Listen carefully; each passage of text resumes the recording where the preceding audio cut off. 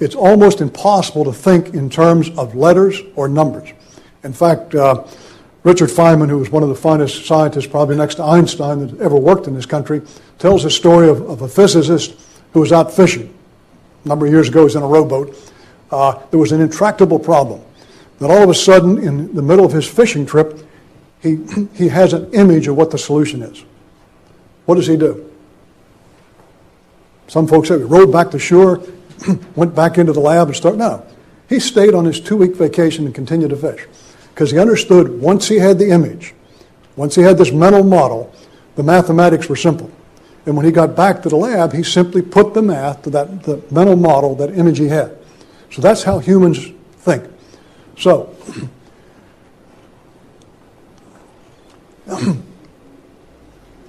why would I normally give you a weather forecast like this, particularly if you're in the case of the military, you're in a high-pressure, fast-paced situation where you have to read it and try to understand it.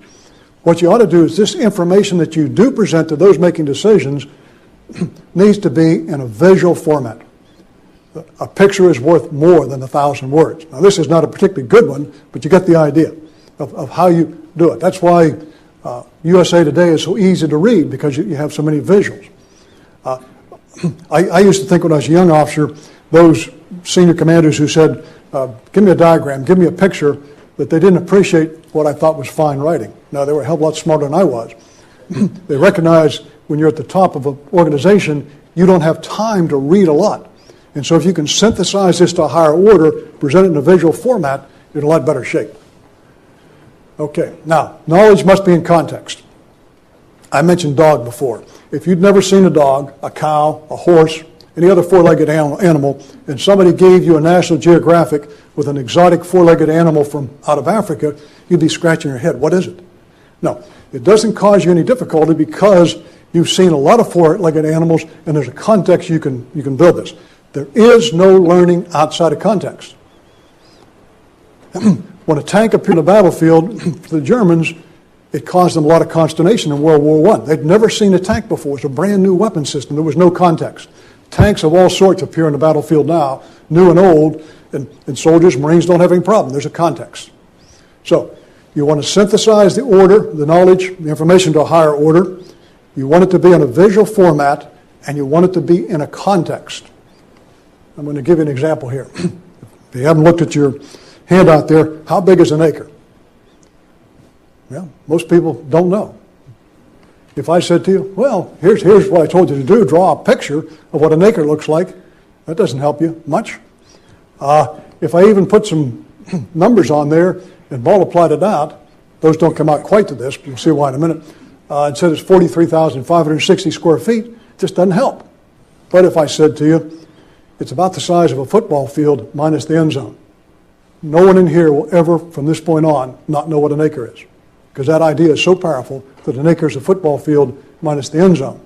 This comes from a book called Information Anxiety, which has a lot of ideas like this. Okay, so if you're stuck with me, what I've said to you here, you need situational awareness, you're going to need experience, which we're going to talk about. You get that situational awareness by synthesizing all these piece parts of information to a higher order. You put it in a visual format, and you put it in a context. How can you prepare our leaders, though, to make decisions? The simple fact is you have to practice to recognize patterns or see cues and tell yourself a story that makes sense.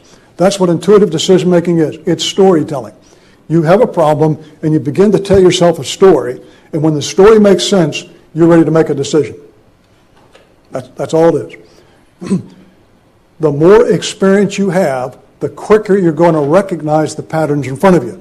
Think of when you learned to drive and you first got out on a superhighway someplace, one of the interstates. How confusing all that movement around you was. But today you go out there and you drive normally.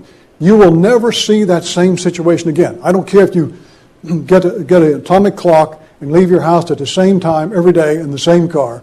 It won't be the same because the light conditions will be different. The other drivers around you will be different. The fact that one of these other drivers had a spat with his or her spouse will cause a problem. Yet it is a non-linear system on the highway.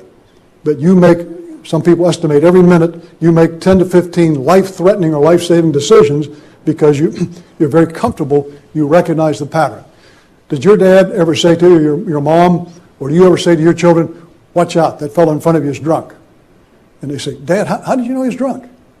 And you are faced with the difficulty of explaining what little bit of action did that person take that clued you, because you're experienced. You don't have the problem, but the military has a problem. The American Military Officer Corps is a corps filled with sheer rank amateurs. I retired at 41 years as an amateur. That's both good news and bad news. It's good news because you practice in the sense that lawyers and doctors practice their profession with the lives and limbs and the treasure of the nation. And nobody would advocate that we wanted to continue war just to keep our officer corps well trained. So, in the case of the military, you've got to depend on vicarious experience, reading history, playing war games like we talked about, map exercises in order to gain this. Most of you in your professions, you have real experience. To the degree you don't, you need vicarious experience. What cognitive psychologists tell us is it's not the fidelity of the experience, it's the repetitions. More repetitions are better. Anybody in here MBA from Harvard? Anybody ever been up there and see how it works? Are they valued in most organizations? Pretty much so. What do you think the size of a seminar is? I haven't been up there for about 8 years, so this could have changed. 95 to 100 students in each seminar. That doesn't sound to me like a first-class education. Classrooms are designed similar to this, a little bit more of a U-shaped. 5 days a week, students walk in, big name tags. And the professor walks in and says, Miss Jones, Mr. Smith, whoever he or she picks, open. And what the student has to do is tell them how they understand this case, the case they've studied, and what their decision is in regard to that case. They only get a chance normally to open once in the semester. There's a perfect bell-shaped curve.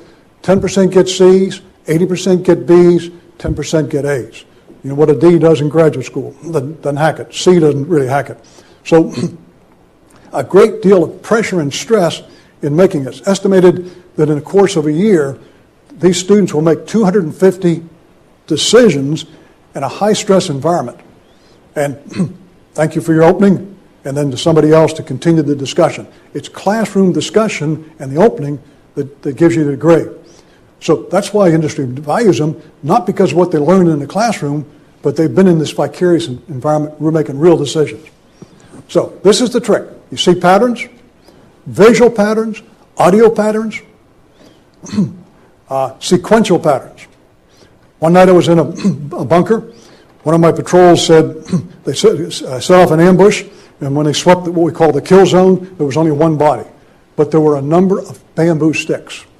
And I said to them, start searching in the rice paddies. Start looking for rockets.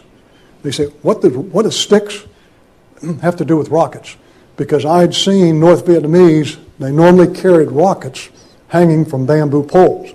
And so the only thing I could think of, I told myself a story, if you have an ambush and people aren't there, you probably didn't have a very successful ambush, and they probably hid the rockets someplace as they tried to get away. We came up with 10 122 millimeter rockets and 440 millimeter rockets as they searched around, because I had a visual image, a pattern in my mind of what I saw. Okay, metaphors. I want to move along here. Metaphors are a very important part of language. In fact, we don't recognize how important they are. You only change when you change your metaphors. You can't transform what you do until you change your metaphors.